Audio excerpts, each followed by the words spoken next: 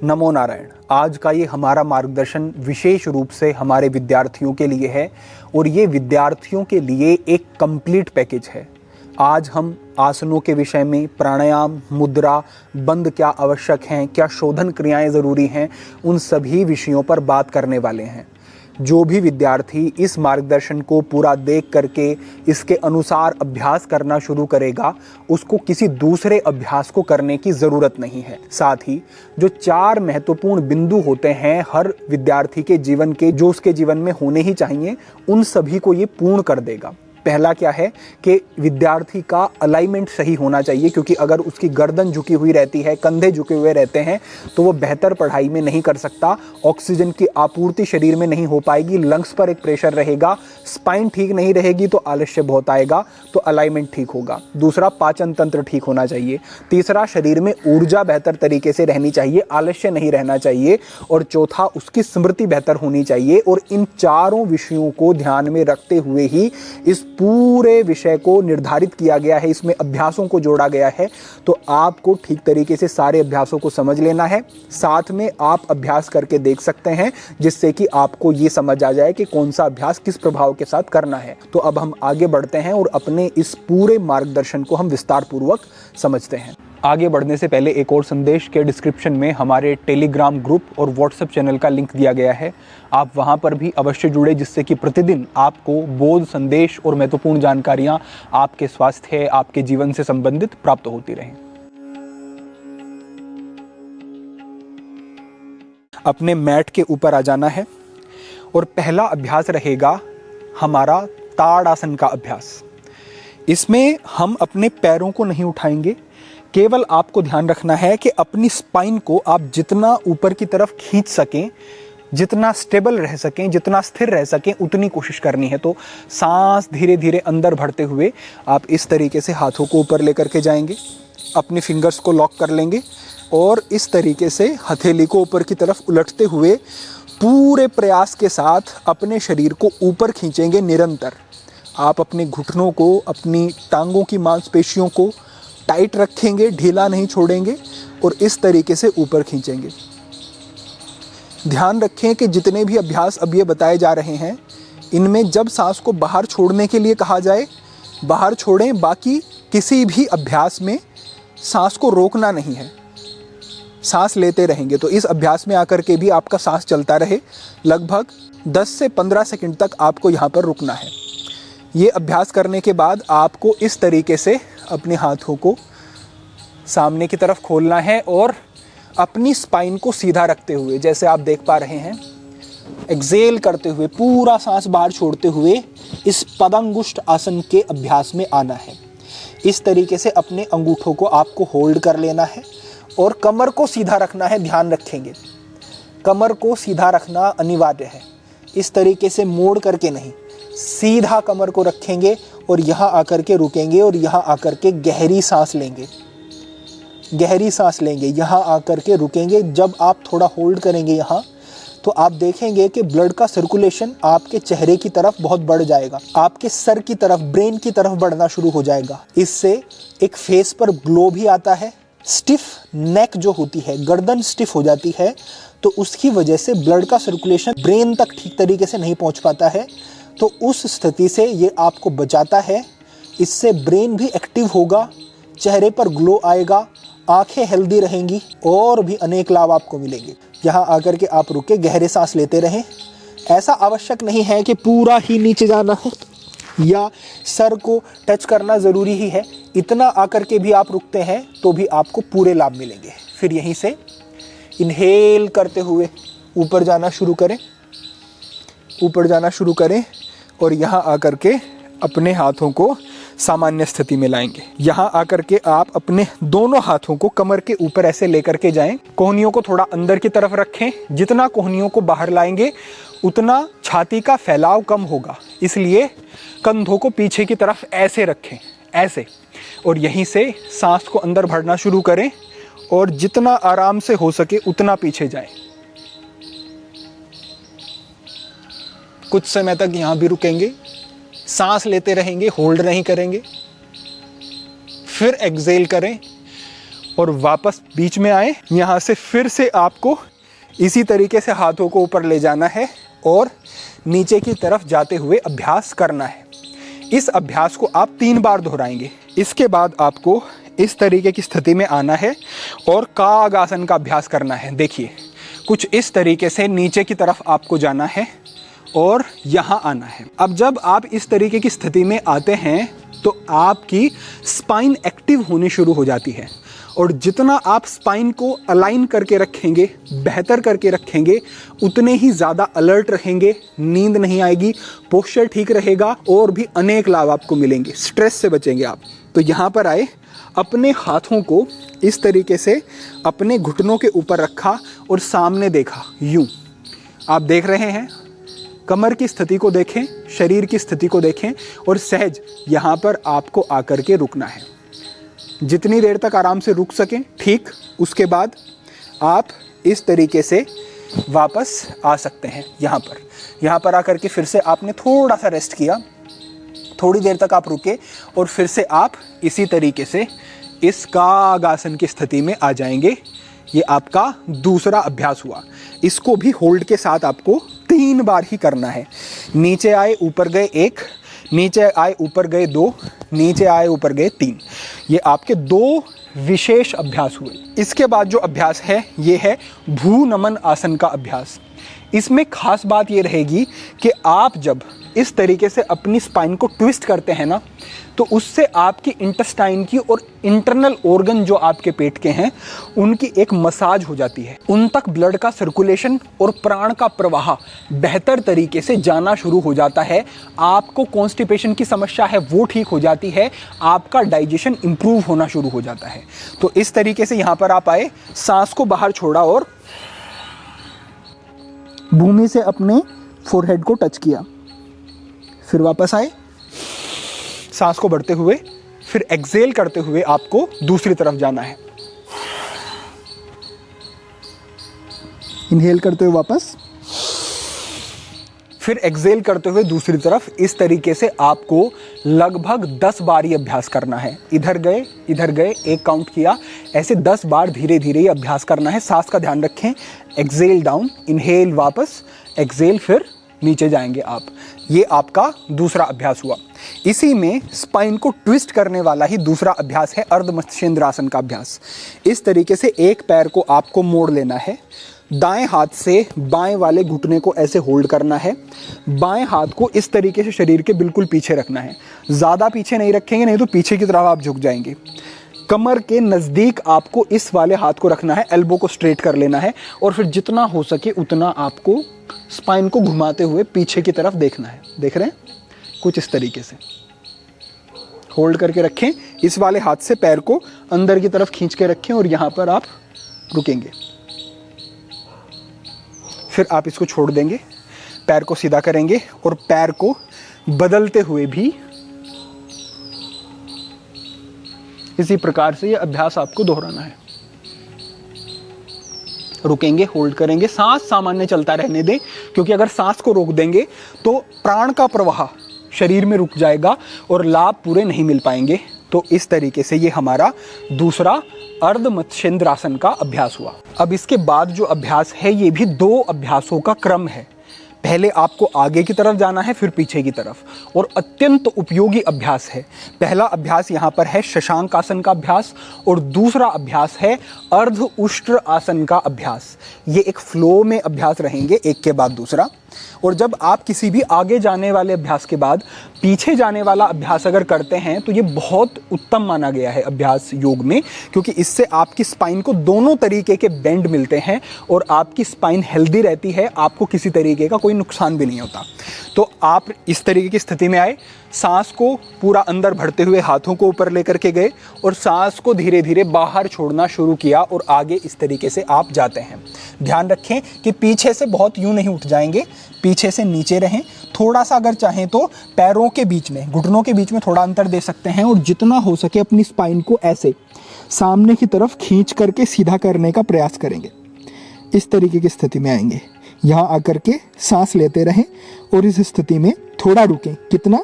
लगभग 10 second, 15 second, 20 second तक रुक सकते हैं। यहाँ रुकने के बाद फिर आप इनहेल करें और वापस अपने हाथों को ऊपर की तरफ लाएं और यहाँ से फिर अब आप ऊपर इस तरीके से उठ जाएंगे। ऊपर आने के बाद अपने हाथों को वही कमर के ऊपर रखा। जैसे मैंने पहले बताया था कि कोहनियों को बाहर नहीं, कोहनियों को अंदर की तरफ रखो ऐसे, इससे कंधे ज़्यादा खुलेंगे, ज़्यादा डीप इनहेल हो सकेगा। तो इस तरीके से आए और जितना आराम से हो सके उतना पीछे की तरफ गए, गर्दन को भी पीछे इस तरीके से ढीला छोड़ दें और यहाँ करके रुकें। थोड़ी देर यहाँ पर आप रुके, फिर से आपको एक्सेल करना है, नीचे आना है, हाथों को वापस ऊपर लेकर के गए और सामने की तरफ जाते हुए शशांक आसन में आ गए। ये जो शशांक आसन का अभ्यास है ये एक तरीके से रेस्ट का काम भी करेगा आपका इस अभ्यास के दौरान। तो ये आप पहले उष्ट्रासन में गए, फिर शशांकासन में, इस तरीके से करते हुए आपको 3 बार इस अभ्यास को करना है। यानी कि आगे आए और पीछे गए 1, आगे आए शशांकासन में, पीछे उष्ट्रासन में गए 2, आगे शशांकासन उष्ट्रासन 3। इस तरीके से ये आपका पूरा इन दोनों अभ्यासों का एक सेट पूरा हो जाएगा। ठीक है, तो ये हमारा अभ्यास हुआ। इसके बाद अत्यंत गुणकारी अभ्यास जो है वो है पर्वतासन का अभ्यास। पर्वतासन के लिए इस तरीके से आए, यहाँ पर आ गए। अब यहाँ पर जो 3-4 सावधानियां हैं पर्वतासन की उनको समझ लो। पहली सावधानी, इस तरीके से नहीं रहना है। आपका जो सर है वो आपकी बाहों से, हाथों से अगर बाहर की तरफ बहुत रहेगा, अभ्यास गलत हो जाएगा। इसको इस तरीके से अपने हाथों के बीच में लेकर के आना है। अगर आपकी एड़ियां बहुत उठी रहेंगी, अभ्यास गलत हो जाएगा। एड़ियों को इस तरीके से मैट से स्पर्श करना है। अगर तुरंत नहीं होता है क्योंकि इसमें आपकी पिंडलियों के ऊपर एक खिंचाव आता है, तो धीरे धीरे हो जाएगा, लेकिन जितना हो सके एड़ियों को मैट पर रखने की कोशिश करेंगे। साथ ही कमर अगर इसमें इस तरीके से कर्व हो रही है थोड़ी भी तो नहीं चलेगा। कमर इसमें सीधी इस तरीके से आपको रखनी है, ये बात ध्यान रखें। इस तरीके की स्थिति में आकर के यहाँ आपको रुकना है। लगभग 15 से 20 सेकंड तक कम से कम आपको यहाँ पर रुकना होगा, क्योंकि जब आप होल्ड करते हैं किसी आसन में, तभी जो प्राण का प्रवाह हम किसी विशेष अंग तक ले जा रहे हैं वो हो पाता है। साथ ही जो रक्त का संचार है वो ब्रेन की तरफ बढ़ेगा। तब लाभ मिलेंगे जब आप लंबा होल्ड करेंगे इसमें। यहाँ पर आप रुके सामान्य सांसों के साथ। उसके बाद यहीं से सामने ऐसे आएंगे और आप धीरे से नीचे चले जाएंगे। नीचे जाने के बाद पैरों को पीछे की तरफ खोल दें, ऐसे मिलाकर नहीं रखेंगे, पैरों के बीच में थोड़ा सा अंतर रखेंगे। हाथों को अपनी छाती के बगल में रखेंगे, हाथ आगे नहीं रहने चाहिए। अब हाथ यहाँ पर रखे पीछे। अब आपको इस तरीके से ऊपर उठना है। यह है भुजंगासन का अभ्यास। अब कई लोग इस अभ्यास में इस तरीके से कोहनियों को सीधा करते हैं, जिससे कई तरीके के नुकसान हो सकते हैं। पहली बात ये कि कोहनी सीधी करी तो आपकी छाती के ऊपर, आपकी कमर की मांसपेशियों के ऊपर कोई खिंचाव नहीं आएगा। आपने लॉक कर दिया एल्बो को तो पूरा भार हाथों के ऊपर आ गया, जिससे कि लाभ नहीं मिल सकेंगे। हम इस अभ्यास में जब कोहनियों को ऐसे बेंड रखते हैं तो आपकी स्पाइन की मसल्स एक्टिव रहती हैं, पेट की मांसपेशियां सक्रिय रहती हैं और भुजंग, जिस तरीके से सर्प का पाचन तंत्र बहुत मजबूत होता है, वो साबुत ही अपने शिकार को निगल जाता है। इसी तरीके से ये इंगित किया गया है कि पाचन तंत्र इससे बहुत ही स्वस्थ रहता है, मजबूत रहता है। तो यहाँ आकर के आप रुके। फिर आप जब लगे आपको कि असहज हो रहा है तो फिर नीचे की तरफ आ जाएंगे। फिर अपने अभ्यास को बदल लेंगे। यहाँ नीचे आकर के 2-3 गहरे सांस भी ले सकते हैं एक आराम के लिए।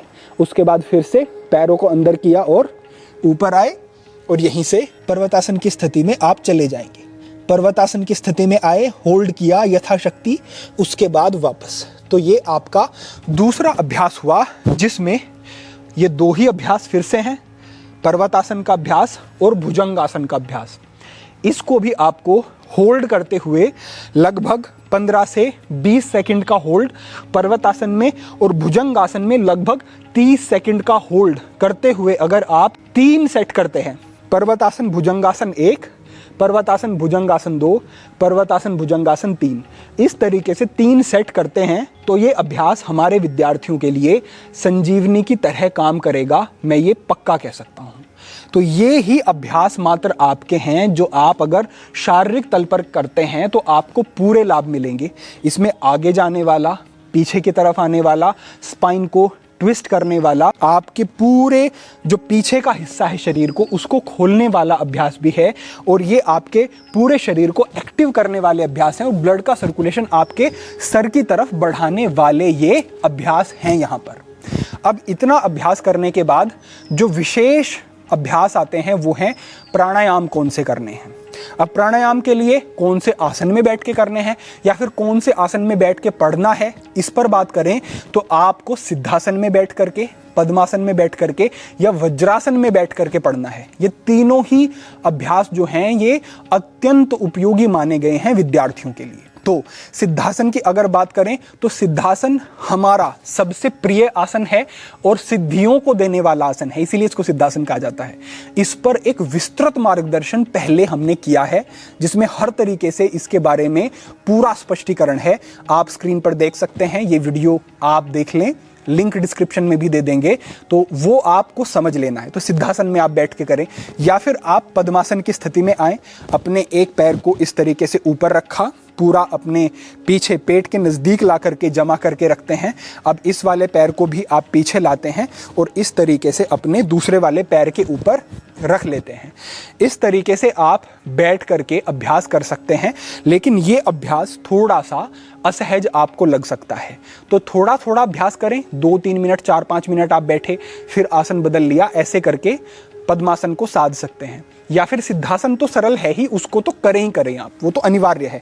और विद्यार्थी जीवन में जिनको ब्रह्मचर्य साधना है उनके लिए भी सिद्धासन अनिवार्य है। या फिर इस तरीके से वज्रासन की स्थिति में आपको आ जाना है। अब यहाँ पर जो आपको प्राणायाम का अभ्यास करना है वो है अनुलोम विलोम प्राणायाम का अभ्यास।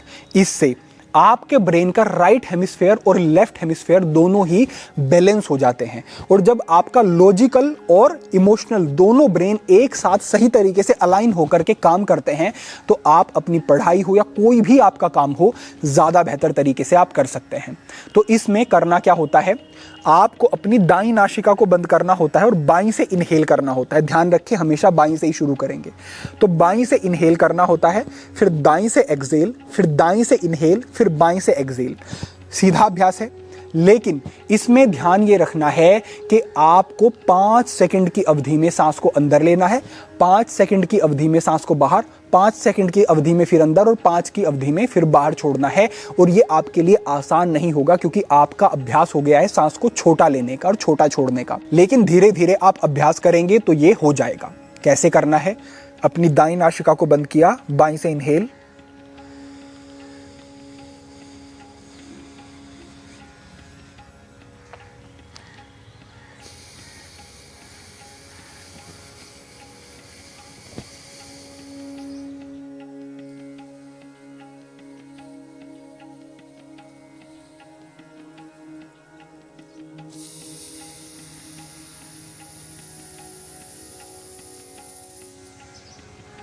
इस तरीके से धीमी गति से 5 की गिनती तक इनहेल, 5 की गिनती तक एक्सहेल, इस तरीके से आपका ये रहेगा। और बदल बदल करके नासिका, ऐसे आपको ये अभ्यास करना है। कितनी देर करना है, कम से कम 10 मिनट का अभ्यास। शुरुआत 5 से भी कर सकते हो, लेकिन बढ़ाते हुए 10 मिनट का अभ्यास जो हमारा विद्यार्थी ये करेगा तो निश्चित रूप से वो शांत रहेगा, एकाग्र रहेगा, ब्रेन शार्प हो जाएगा, मेमोरी अच्छी हो जाएगी, वात पित्त कफ शरीर के इससे संतुलित होते चले जाते हैं। बढ़ी हुई हीट शरीर में जो है वो संतुलित हो जाती है और मन की चंचलता में एक रुकावट आ जाती है इस अभ्यास से। तो ये विशेष अभ्यास है। दूसरा अभ्यास, क्योंकि हमारे विद्यार्थियों को क्या चाहिए, अपने दिमाग को स्थिर करना है, तो उनके लिए दूसरा अभ्यास मैं कहूंगा कि मूर्छा प्राणायाम का अभ्यास उनके लिए बहुत ही गुणकारी है। कैसे करना है अभ्यास, इसको समझो। इस तरीके से आप शांत सहज होकर के बैठे। अब आपको इनहेल करना शुरू करना है। डीप इनहेल करेंगे और जैसे जैसे इनहेल कर रहे हैं गर्दन को इस तरीके से ऊपर उठाते जाएंगे। पहले आंख बंद रखेंगे, फिर धीरे धीरे आंख खोलेंगे और आंख को खोलते ही दोनों भौहों के बीच में यहाँ पर अपनी एकाग्रता को लगा देंगे और यहीं पर केंद्रित रखेंगे। ये भ्रूमध्य जो है, जितना आप यहाँ पर कॉन्सेंट्रेट करते हैं उतना आपका ध्यान अच्छा होता जाता है, फोकस बढ़ता जाता है और मेमोरी शार्प होती जाती है। इसमें एक बात ध्यान रखेंगे कि जब आप इनहेल करके ऊपर सर को ले जा करके और यहाँ पर अपनी एकाग्रता को बनाए हुए हैं, तो इनहेल करके सांस को अंदर होल्ड करके रखना है। ध्यान रखो, होल्ड करके रखना है। जितनी ज़्यादा देर तक सांस को होल्ड करके रख सके उतना करके रखें, और जब लगे आपको कि अब और होल्ड नहीं कर सकते हैं तो आप एक्सेल करना शुरू करेंगे, नीचे आते हुए आंखें बंद करेंगे और सामान्य फिर 5 गहरे लंबे सांस लेंगे। एक बार अभ्यास को देखें। तो इनहेल करना शुरू किया, आंखें धीरे धीरे खोली, दोनों आंखों को दोनों भौहों के बीच में केंद्रित कर दिया, पूरा सांस अंदर ले लिया, गर्दन ऊपर उठाते हुए सांस को अंदर भर के अंदर होल्ड कर दिया और होल्ड करके रखा जब तक रख सकते हैं, यथाशक्ति जितनी ज़्यादा देर तक होल्ड करके रख सकते हैं। फिर जब असहज लगे तो एक्सेल करना शुरू किया, धीरे धीरे आंखें बंद, गर्दन नीचे, सामने गर्दन आ गई। अब सांस को पूरा एक्सेल करने के बाद 5 गहरे लंबे सांस लिए और उसके बाद फिर से एक बार फिर से ये अभ्यास को दोहराया और ऐसे ऐसे 5 बार आपने ये मूर्छा प्राणायाम दोहराया। अगर कोई भी कंफ्यूजन लगती है इस अभ्यास को लेकर के तो इस पर अलग से मार्गदर्शन कर दिया जाएगा, मुझे लगता है, लेकिन इतना कठिन अभ्यास नहीं है। इस तरीके से ये अभ्यास आपका रहेगा। एक बार फिर से रिपीट कर दूं, सांस को इनहेल करना शुरू करना है। जैसे जैसे इनहेल करते गए दोनों भौहों के बीच में अपनी एकाग्रता को लेकर के आना है, गर्दन को ऊपर उठा करके एकाग्रता को दोनों भौहों के बीच में ही लेकर के आना है, देखते रहना है यहाँ पर। और जितना इनहेल किया, मैक्सिमम इनहेल करने के बाद होल्ड कर देना है सांस को अंदर। जितनी देर तक ज़्यादा से ज़्यादा होल्ड करके रख पा रहे हैं उतना रुकना है।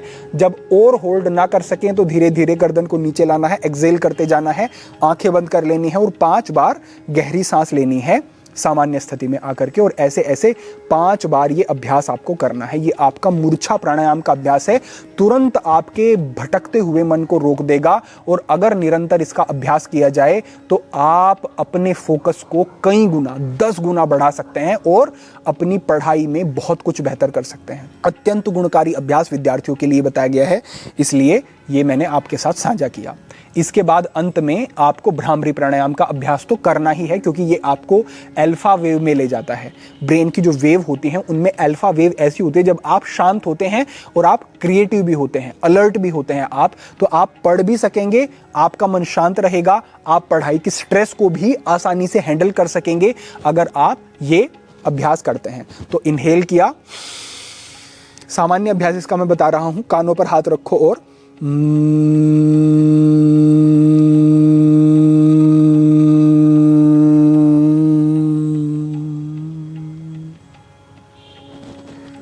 ये अभ्यास रहेगा। होठों को बंद रखेंगे, दांतों को थोड़ा खुला रखेंगे, हथेली को रखेंगे और ये गुंजन करेंगे। ये इसका साधारण अभ्यास है भ्रामरी प्राणायाम का, जिसको आप कभी भी कर सकते हैं। सुबह करें, दोपहर करें, पढ़ाई में थकान लग रही है तब करें, रात्रि में सोने से पहले करें, कभी भी इसको कर सकते हैं। ये इसका सरल प्रकारांत है, विद्यार्थियों के लिए इतना करना ही परम हितकारी रहेगा। तो ये आपका भ्रामरी प्राणायाम का अभ्यास हुआ।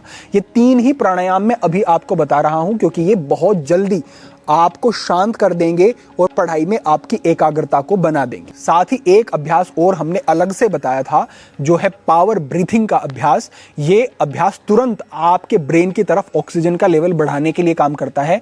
इस पर पहले मार्गदर्शन डेडिकेटेड वीडियो में किया गया है, स्क्रीन पर आप ये वीडियो देख सकते हैं, डिस्क्रिप्शन में लिंक भी साझा करवा दिया जाएगा। इस मार्गदर्शन को आप देखें और वो अभ्यास भी इन 3 अभ्यासों के साथ आप जोड़ते हैं तो अच्छे लाभ मिलेंगे आपको। तो अब तक हमने 3 तरीके के अभ्यासों को समझ लिया। सबसे पहले आसनों के अभ्यास, दूसरा जो ध्यानात्मक आसन है जिसमें बैठ करके आप पढ़ सकते हैं या ये अभ्यास कर सकते हैं, वो है पद्मासन, सिद्धासन और वज्रासन, और हमने प्राणायाम का अभ्यास समझ लिया। और अब हम समझते हैं कि मुद्राओं में कौन से अभ्यास आप कर सकते हैं। और यहाँ पे मैं 3 मुद्राएं कहना चाहूंगा। पहली है उत्तराबोधि मुद्रा। इस तरीके से अपनी नीचे की 3 उंगलियों को आपको लॉक करना है। जो ऊपर की मध्य की उंगली है इसको ऐसे आप मिला लेंगे, अंगूठे को इस तरीके से आप मिला लेंगे। ये उत्तराबोधि मुद्रा है, देख रहे हैं। जो 3 उंगलियां हैं उनको ऐसे रखा, ये एक उंगली को हमने ऐसे मिलाया अग्रभाग को और अंगूठे के अग्रभाग को मिलाया, और ऐसे आपको अपने इस तरीके से लैप में रख के, अपने पैरों के ऊपर रख के, इसको आप अभ्यास करते हैं इस मुद्रा का, लगभग 5 से 10 मिनट का अभ्यास, तो ये बहुत अच्छे लाभ आपको देगी। या फिर आप हाकिनी मुद्रा का अभ्यास कर सकते हैं। अपनी फिंगर्स की जो टिप हैं उनको ऐसे मिलाओ और इस तरीके से होल्ड करके रखो। इसमें जो 5 एलिमेंट होते हैं हमारी उंगलियों में जो बताए गए हैं, अग्नि, पृथ्वी, जल, वायु, आकाश, ये पांचों को बैलेंस करने वाली मुद्रा है। तो इस तरीके से उत्तराबोधि मुद्रा का अभ्यास भी आप कर सकते हैं। इसको भी ऐसे लगाया, लैप में रखा, कम से कम 10 मिनट का अभ्यास। 10 मिनट के अभ्यास से लाभ मिलने शुरू हो जाते हैं और बढ़ा करके इसको आप आगे भी ले जा सकते हैं। तो ये अभ्यास आपका हुआ। साथ ही जो साधारण अभ्यास होता है ज्ञान मुद्रा का अभ्यास। ज्ञान मुद्रा में समझें कि जो आपका जो ये उंगली का तत्व होता है, ये वायु तत्व होता है। इसको जब आप अंगूठे से ऐसे मिलाते हैं तो वायु तत्व बैलेंस होना शुरू हो जाता है और जो वायु है आपके शरीर में, जो वायु तत्व है वो चंचलता लेकर के आता है। तो इस मुद्रा को लगाते हैं तो स्थिरता आनी शुरू हो जाती है, विचार ठहरने लगते हैं और विद्यार्थी को यही चाहिए। विद्यार्थी का मन ना भटके तो विद्यार्थी जो मर्जी कर सकता है। तो ये आपने मुद्रा लगाई और आप ऐसे बैठे तो ये आपके लिए काम करेगी। तो 3 मुद्राएं हैं जो विद्यार्थियों के लिए खास हैं, विशेष हैं, इनका आप अभ्यास कर सकते हैं। अब हम बात कर लेते हैं अपने बंधों के प्रकरण के विषय में। बंध 3 बताए गए हैं, मूल बंध, उद्यान बंध और जालंधर बंध। इन तीनों के एक साथ अभ्यास को महाबंध कहा जाता है। यही बंध होते हैं। इनमें जो विद्यार्थी के लिए सबसे ज्यादा आवश्यक है वो है मूल बंध। मूल बंध क्योंकि आपके मूलाधार चक्र से संबंधित होता है। जब आपका मूलाधार चक्र कुंद होता है, बैलेंस नहीं होता है और मूलाधार में ऊर्जा अटकी हुई रहती है तो आपके जीवन में तमस का प्रभाव बढ़ता है। तामसिकता का अर्थ होता है बहुत ज्यादा आलस्य का बढ़ना, कार्य करने की इच्छा ना होना, नींद बहुत ज्यादा आना, कामोत्तेजक विचार आना और गलत चीजों में मन का भटकना। ये तमस के बढ़ने से होता है और अगर ये सारी चीजें विद्यार्थी के जीवन में हैं तो वो पढ़ाई अपनी बेहतर तरीके से नहीं कर सकेगा। इसलिए मूल बंध का अभ्यास सबसे जरूरी है विद्यार्थी के लिए। करना क्या है? सिद्धासन में आ जाना है। सिद्धासन कैसे करना है वो मैंने कहा कि डिस्क्रिप्शन में वीडियो दे दी जाएगी, वो आप देख लेंगे और सिद्धासन में आ जाएंगे। सिद्धासन में बैठ करके आपके जेनिटल और एनस के बीच में, यानी कि जननेंद्रिय और गुदा के बीच में एक जो स्थान होता है, जननेंद्रिय और गुदा के बीच में एक लगभग 3 इंच का जो स्थान होता है वो मूलाधार चक्र का स्थान होता है। करना क्या है? इसी स्थान पर एक संकुचन आपको बनाना है। शुरुआत में क्या होगा कि आपका जो एनस है, मल द्वार आपका है, वो संकुचित होगा जब आप ये संकुचन करना शुरू करेंगे, लेकिन वो भी अच्छा है। अश्विनी मुद्रा का अभ्यास भी मूलाधार के ऊपर एक प्रभाव रखता है। तो आपको क्या करना है? अपनी सजगता को लेकर के जाना है इस स्थान पर जो मूलाधार चक्र का स्थान है और संकुचन करने का प्रयास करना है। शुरुआत में अगर केवल मल द्वार संकुचित होता है तो चिंता ना करें, वो अभ्यास भी गुणकारी है, लेकिन ध्यान को वहां लगाए रखें। तो धीरे धीरे जब आप कोशिश करेंगे तो आपकी जो मसल्स हैं पेल्विक रीजन की, वो आपके कंट्रोल में आने लगेंगी। तो अपने ध्यान को वहां पर लगा करके रखें, मूलाधार का जो स्थान मैंने आपको बताया, और सिद्धासन में जहां आपकी एड़ी बाएं पैर की पीछे जा करके सटेगी और वहां पर संकुचन बनाने की कोशिश करें, होल्ड करके रखेंगे और फिर छोड़ देंगे, फिर बनाएंगे, फिर कम से कम भी 5 से 10 सेकंड तक होल्ड करेंगे और फिर छोड़ देंगे। ऐसे ऐसे आपको 20 से 30 बार ये करना है। इससे आपका जो है मूलाधार चक्र स्पंदित होता है, आपको लाभ मिलते हैं। साथ ही जो भी मूल बंध का या अश्विनी मुद्रा का अभ्यास हमारा बंधु करेगा, अश्विनी मुद्रा यानी कि मल द्वार, एनस को ऊपर की तरफ खींचना, होल्ड करना 10 सेकंड और छोड़ना, इस तरीके से अभ्यास करेगा, उसको कभी भी कोई यौन समस्याएं नहीं होंगी और वो गृहस्थ जीवन में अपने आप को मजबूत अनुभव करेगा। तो ये बंधों में अभ्यास हुआ, मूल बंध का अभ्यास जो हर एक विद्यार्थी को करना चाहिए। अब हम इससे आगे बढ़ते हैं और हम समझते हैं कि षट कर्म यानी कि क्लींजिंग एक्ट्स में क्या कर सकते हैं। देखो, अगर आपके शरीर में टॉक्सिन्स बढ़ने शुरू हो जाते हैं, जैसे अगर आपको कॉन्स्टिपेशन हो गया तो आपका मन भारी भारी रहेगा, मन में आपके एक ऐसी उत्तेजना बनी रहेगी जो आपको पढ़ाई में एकाग्र नहीं होने देगी। अगर कॉन्स्टिपेशन है तो नाइट फॉल की समस्या बढ़ेगी, विद्यार्थी ब्रह्मचर्य पालन नहीं कर सकेंगे और आपको अनेक नुकसान होंगे। तो आपको करना क्या है? एनीमा, बस्ती क्रिया जिसे योग में कहा गया है, अगर हर विद्यार्थी ये बस्ती क्रिया करे तो वो अपने स्वास्थ्य को कई गुना बेहतर रख सकता है। हेल्दी बैक्टीरिया जो होते हैं इंटेस्टाइन में वो बेहतर तरीके से रहेंगे और अनेक लाभ मिलेंगे। एनीमा के बारे में अलग से मार्गदर्शन किया गया है। ये तीसरा मैं रेफरेंस दे रहा हूं आपको वीडियो का, ये भी डिस्क्रिप्शन में लिंक दे दिया जाएगा, वहां से देख करके एनीमा का अभ्यास आपको करना है। इसमें होता यह है कि आप एनस के माध्यम से ट्यूब को अंदर ले जाते हैं और एक पोर्ट होता है जिससे पानी आपके एनस के माध्यम से आपके बिग इंटेस्टाइन में जाता है और बिग इंटेस्टाइन की क्लीनिंग होती है। तो ये अभ्यास बता दिया जाएगा, वो आप कर सकते हैं। साथ ही अगर आप कुंजल क्रिया का अभ्यास करें महीने में एक बार, तो आपका जो आमाशय है वो भी साफ रहेगा, तो आपको बड़े लाभ मिलेंगे। कुंजल क्रिया के लिए भी अलग से मार्गदर्शन किया गया है, वो डिस्क्रिप्शन में दे दिया जाएगा। बाकी सरलता से बताऊं तो 3-4 गिलास आपको पानी के पीने हैं। आपको आगे की तरफ इस तरीके से झुकना है, मध्य की 2 उंगलियों को अपने कंठ में, आपके यहां पर पीछे एक छोटी सी जिह्वा सी ऐसी लटकता हुआ एक भाग होता है, उस पर स्पर्श कराना है। आपका जो पानी आपने पिया वो बाहर आ जाएगा। सुबह खाली पेट आपको महीने में एक बार ये अभ्यास करना है, बहुत ज्यादा नहीं करना है, महीने में एक बार करोगे तो ठीक है। तो इतना अगर आपने इन अभ्यासों को षटकर्म में किया तो लाभ मिलेंगे।